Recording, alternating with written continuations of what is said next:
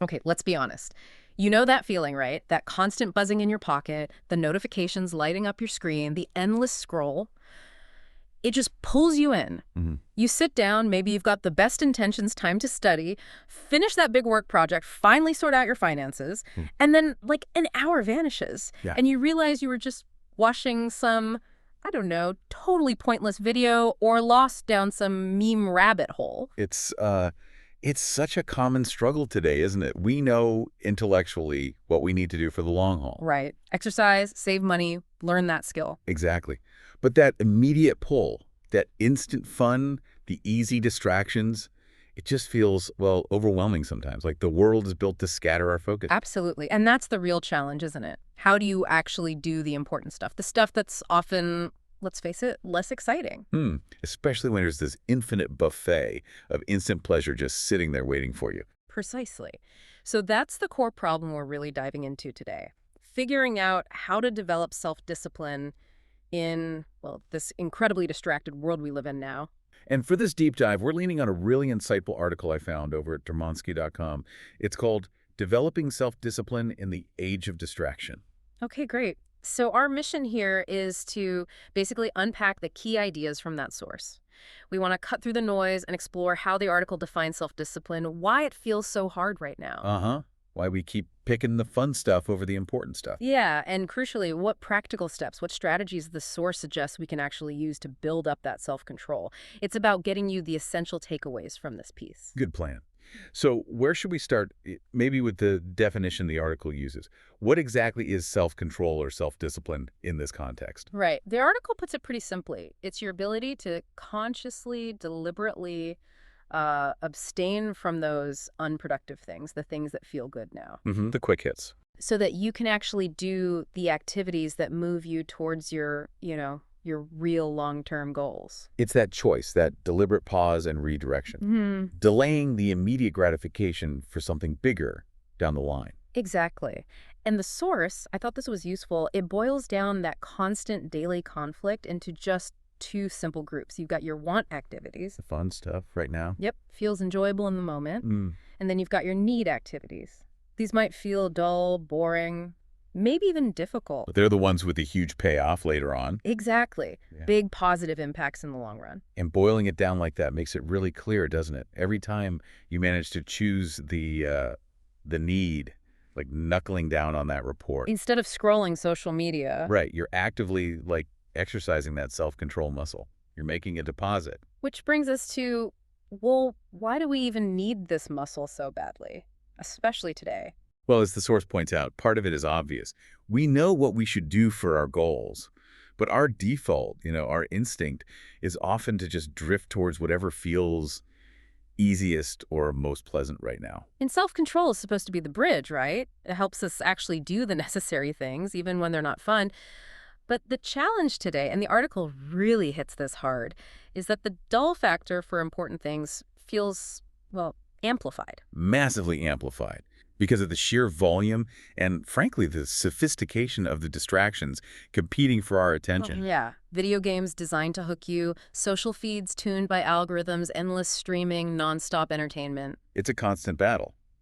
And the source argues pretty strongly that a lack of self-control isn't just like an inconvenience. It can have really serious consequences in people's lives. Yeah, it paints a picture of folks struggling because they just can't consistently choose the need over the want. We're talking, maybe never finishing a degree because studying feels too hard. Staying stuck in debt because online shopping is easier than budgeting. Right. Or being out of shape because scrolling is more appealing than working out. Or even being stuck in a job you hate because you never put in the focused effort to master something valuable. And you can see hints of this in the data the source mentions, like studies showing college students spending, over 7 hours a day on their phones. 7 hours. And teenagers, 13 to 18, averaging over 5 hours daily just on entertainment media. It's staggering. It really is. And the source notes, you don't even really need the studies. Just look around you. Totally. In a cafe, walking down the street, even at home, people just staring almost zombie-like, as the article puts it, into their screens, that constant hunt for a notification,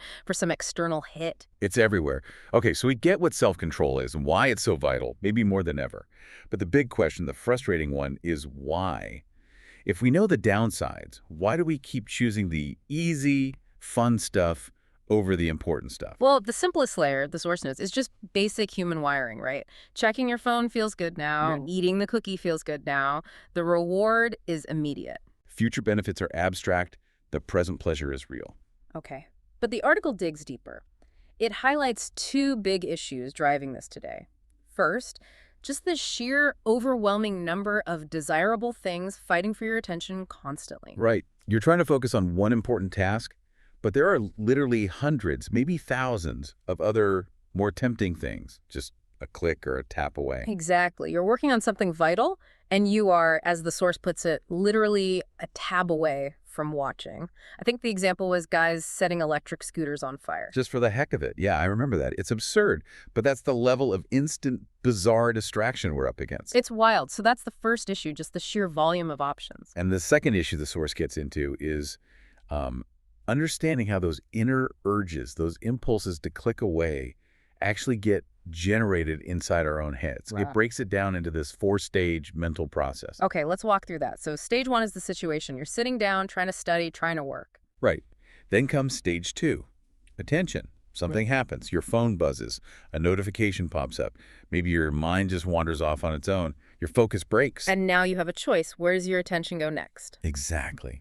Which leads to stage three, and this is what the source says is the really crucial part. Appraisal. Appraisal. So this is like your inner monologue. Precisely. That brief moment before you act where you might weigh the consequences, you could remind yourself, okay, studying now means a better grade, which helps my career, or checking Instagram now just breaks my flow and wastes time. That internal argument. Yes. And the key insight from the source is that winning this appraisal stage is actually more important than the final action itself, the response stage 4. How so? Because if you effectively convince yourself why staying focused is the better choice during that appraisal moment, your response is much more likely to be ignoring the buzz and getting back to work. Okay. But if you kind of skip that appraisal or you lose the inner argument, then you just react. You grab the phone, you click the link, you follow the distraction. The appraisal dictates the response, essentially. that makes sense. And the source also touches on how this whole appraisal thing shifts as we get older. Right? Yeah, exactly. When you're a kid, maybe your parents provide the appraisal, do your homework, or you lose your video games. That's external pressure. But as adults, we're mostly relying on our own internal values, our own worldview to guide that appraisal process. Which leads to another critical point the source makes. If your core values are, say, a bit superficial, maybe you're overly focused on what other people think, or constantly seeking external validation. Then your inner appraisal is likely going to push you towards actions that feed those values, right? Like constantly checking social media for likes or comments. Exactly. You'll choose the smartphone over the textbook because the phone provides that immediate hit of external validation that aligns with those superficial values. And this constant need for external validation, checking the phone, needing approval, trying to please everyone. The source suggests this isn't just a surface habit. It can often be tied to deeper stuff. Right. Underlying issues like maybe low self-esteem or feeling emotionally or socially unfulfilled in your actual offline life, these deeper needs can really fuel that desire for the quick fixes found in online distractions. Okay, so this is getting complex. We see what it is, why it's hard, why we fail. So what does the source say we can actually do about it? Because it's clearly not just about, deleting Instagram. Right? No, definitely not. That might help with the symptom, but the source argues you really need to attack the problem from 3 different angles. It lays out 3 types of strategies: global, surrounding, and internal. 3 angles, okay. And interestingly, it suggests starting from the outside, the global and surrounding stuff, even though the internal strategies are ultimately the most fundamental. Okay, let's break those down. First up, global strategies. What does that mean? Changing the world? No, not quite. It's not about trying to stop tech companies from innovating or anything like that. The source acknowledges new stuff is generally good, even if it's distracting.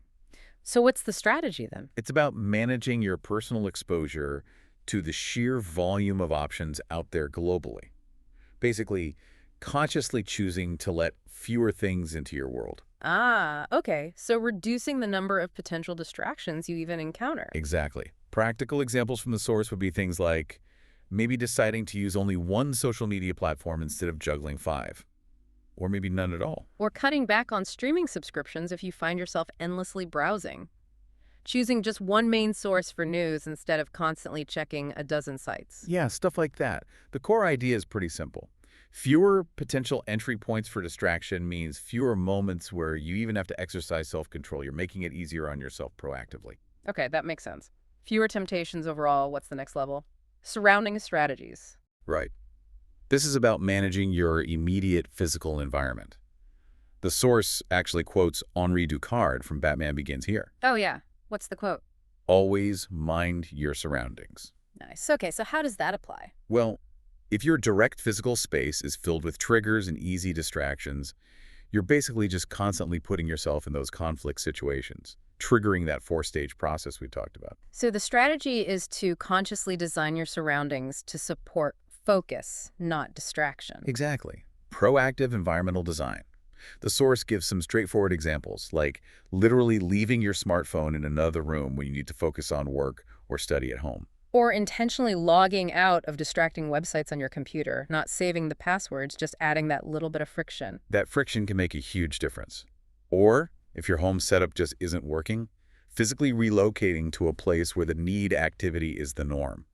Like going to a library to study, where everyone else is quiet and focused too. The environment shapes the behavior. The source also mentions social surroundings, which is interesting. Yeah, it acknowledges you can't just, change your family or ditch all your friends, but you can be mindful of the mindsets you expose yourself to. How so? Like, if certain friends only ever talk about buying things and reinforce materialistic values that maybe trigger your own spending impulses, you might consciously choose to limit those specific conversations or steer things in a different direction. Not cutting people off, but managing the influence. Okay, so global is reducing overall exposure.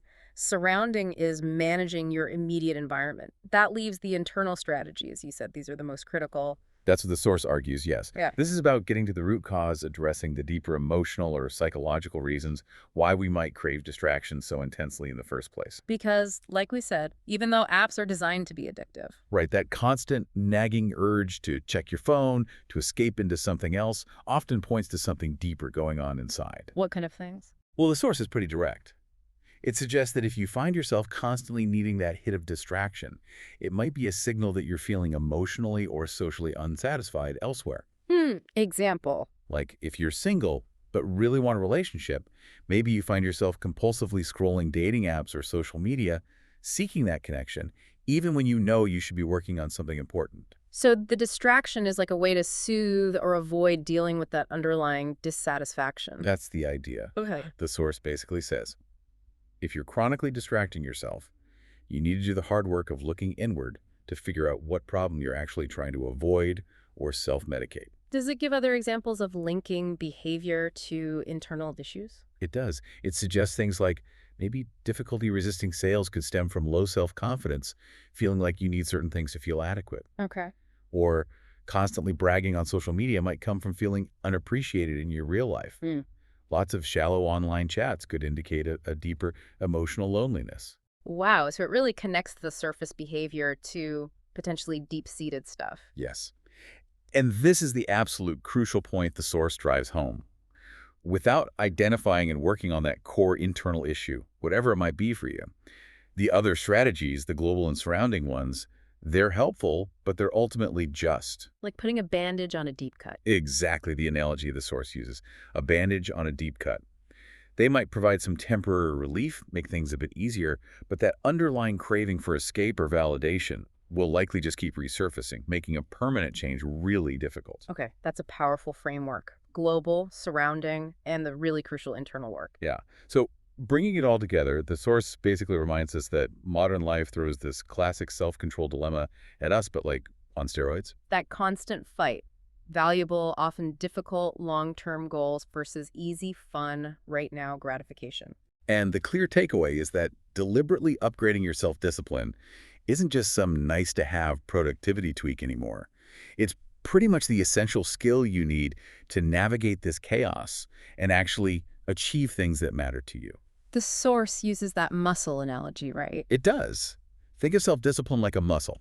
Every time you practice it, every time you choose the need over the want, even in small ways. You make it a little bit stronger. Exactly. And With that consistent practice, day after day, week after week, it doesn't magically become effortless, but your capacity for making the disciplined choice grows. It starts to become more of a habit, less of a constant draining battle. So ultimately, the core message from the source seems to be about intentionally teaching yourself, training yourself to consistently pick the option that has real long-term value. Even when the less valuable, momentarily attractive option is screaming for your attention. And that's what builds genuine self-discipline. That's what helps you succeed. It really is a call for conscious choice in a Mhm. world that's increasingly designed for impulsive reaction. Okay.